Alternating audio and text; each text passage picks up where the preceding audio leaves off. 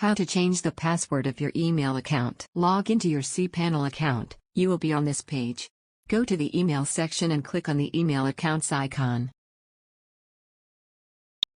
In the account at domain section, email accounts are listed. Now click on the Manage button on that particular row of email account whose password you want to change.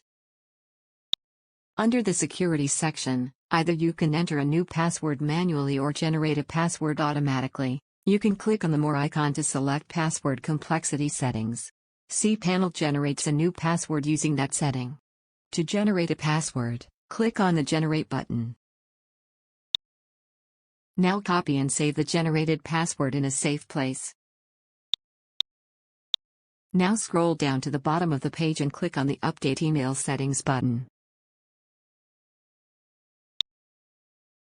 That's it, we have successfully changed the password of the email account.